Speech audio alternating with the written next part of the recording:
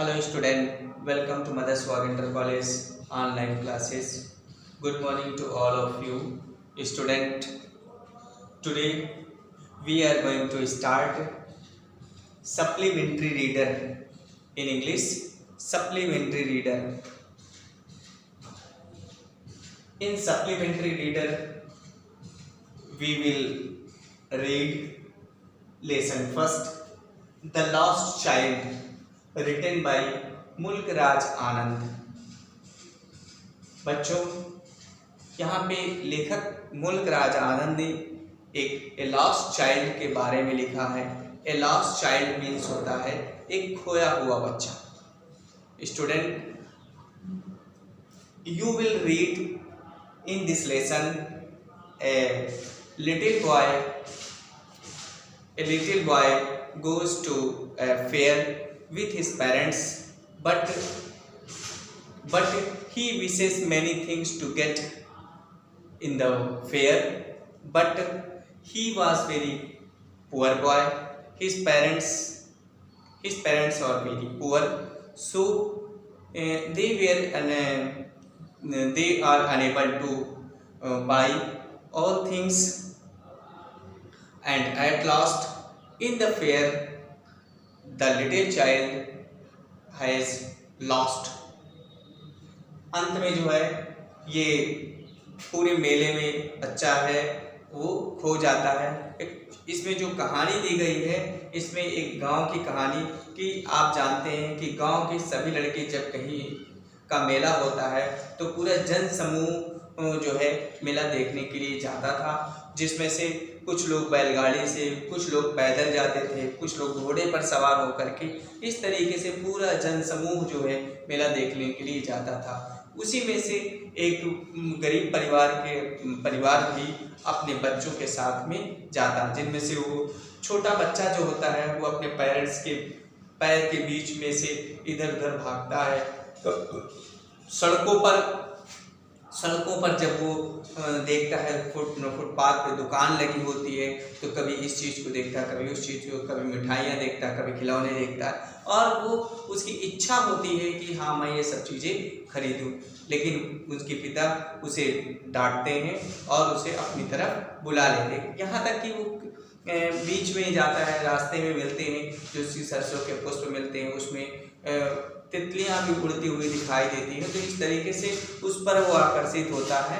तो बच्चा अंत में जो है जब वो भीड़ में पहुंच जाता है, इतनी भीड़ होती है कि जहाँ पे एक मदारी वाला जो है वो अपने सांप को दिखाता है और सभी, तो उसमें सब लोग जाते हैं, तो बच्चा सब लोगों के बीच में टांग से बीच में घुस करके जाता है और फिर वो अपने पेरेंट्स से वो बिछड़ जाता है।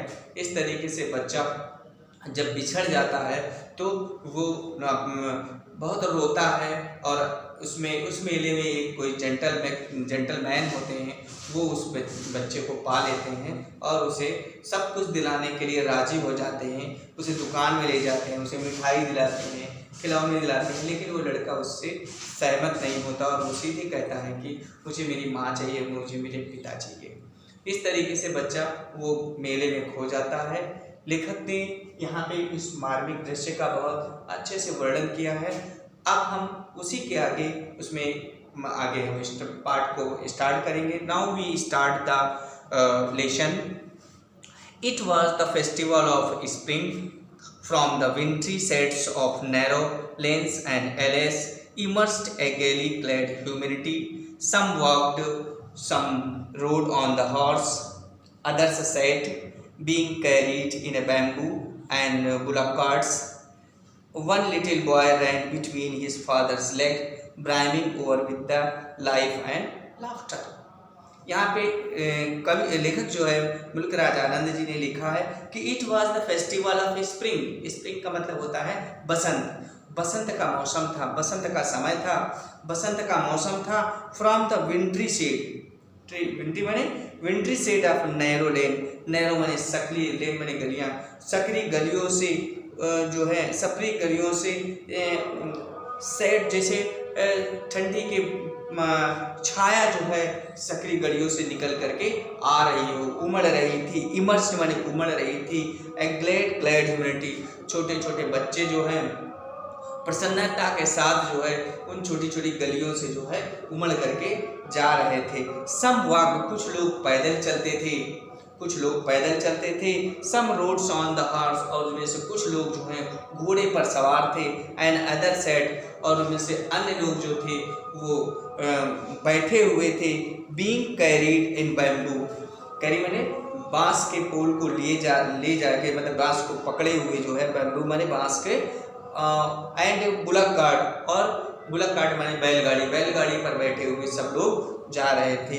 जिनमें से वन लिटिल बॉय रैन बिटवीन हिज फादर्स लेग, उनमें से एक जो छोटा लड़का था, लिटिल बॉय था, वो अपने माता पिता के टांगों के बीच में दौड़ता था, कभी इधर भागता था कभी उधर भागता। Brimming over with the life and laughter, वो अपने जीवन की हंसी खुशी से भरा हुआ था। ब्राइमिंग विद का मतलब क्या होता है? भरा हुआ होना, वो अपने जीवन की खुशी से भरा हुआ था। Come child come called his parents, उसके माता पिता ने कहा कि बच्चे आओ। And as he lagged behind, जब वो लैग्ड बिहाइंड, जब वो काफ़ी पीछे छूट जाता था, भाई वो सामान को देखने के चक्कर में वो छूट जाता था, तो इस तरीके से उसके पेरेंट्स जो है उसे बार बार बुलाते थे। Fascinated by the toys in the shop, क्योंकि होता क्या था कि वो फैसिनेटेड में आकर्षित, उसको रास्ते में जो खिलौने थे वो उन्हें आकर्षित करते थे। That line down the way, जो रास्ते की कतार में, गलियों में, रास्ते पंक्तियों में, फुटपाथ पर जो खिलौने लगे हुए थे वो उसे आकर्षित करते थे, इसलिए वो पीछे छूट जाता था, काफ़ी पीछे रह जाता था। उन्हें इसलिए जो है उसके माता पिता उसे बुलाते थे। ही हरिड टूवर्ड हिज पेरेंट, और हरिड मैंने जल्दी, फिर वो जल्दी जो अपने माता पिता की तरफ भागता था। His feet obedient to their call, जैसे ही उसके पैर उसे आज्ञा दे, मतलब कहने का मतलब है हिज फीट ओबीडियंट, उसके पैर जो हैं उसकी आज्ञा का पालन करते, मतलब जैसे ही उसके कानों में आवाज़ पड़ती थी वैसे देर कर, जैसे वो आवाज़ देते थे वैसे उसके पैर उस आज्ञा का पालन करते थे, मतलब तुरंत वो भागने लगता था। And his eye still lingered on the receding toys, ठीक है। और फिर जो है उसकी जो दृष्टि थी, उसकी जो आंखें थी, यानी छोटे लड़के की जो दृष्टि थी, उसकी निगाहें केवल उसी टॉयज, उन्हीं सुंदर खिलौनों पर, जो पीछे छूटे हुए खिलौने थे उन्हीं छूटे हुए खिलौनों पर ही टिकी होती थी। एज ही केम टू, जैसे ही वो आ जाता, where they had stopped to wait, जहाँ वे उसे इंतज़ार करने के लिए रुके हुए रहते थे। यानी जब बच्चा पीछे छूट जाता था तो वो आगे चल करके थोड़ी देर रुक जाते थे और उस बच्चे का इंतज़ार करते थे, तो वो दौड़ करके उनके पास में वापस लौट करके आता था। स्टॉप्ड हिम, उसके लिए for him he could not suppressed the desire of his heart, लेकिन क्या हुआ, ही कुड नॉट सप्रेस में दबाना, लेकिन उसने अपनी इच्छाओं को, नॉट सप्रेस द डिज़ायर मैंने इच्छा ऑफ हिज हार्ट मैंने अपने हृदय में, लेकिन उस लड़के ने अपनी इच्छाओं को अपने हृदय में जो है दबा नहीं सका।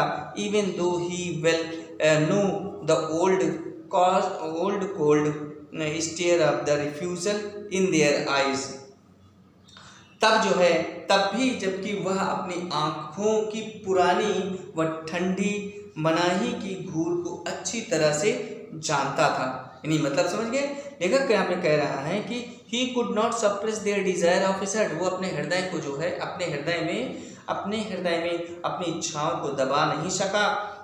तब भी जो है इवन दो, तब भी ही वेल न्यू, वो अच्छी तरीके से जानता था अपनी पुरानी चीज़ों को। एंड कोल्ड मैंने ठंडी, जो ठंडी मतलब स्टेयर मैंने जो घूर करके देख के आया था, of the refusal in their eyes, अपनी आंखों से, अपनी निगाहों से, अपनी दृष्टि से जो उन चीज़ों को देखा था उनको इनकार करते हुए, रिफ्यूजल मैंने इनकार की दृष्टि से जो है उसे ठंडी हो गई, ठंडे और पुरानी थी, उन्हें अच्छे तरीके से जानता था।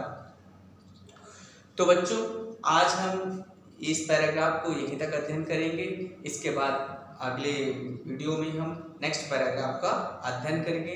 ये आपका पहला पार्ट है सप्लीमेंट्री का, इसके बाद हम दूसरे पार्ट को फिर से भेजेंगे। तब तक सभी बच्चे अपना इसके मीनिंग्स लिखेंगे और इसको फिर से तैयार करेंगे। Thank you.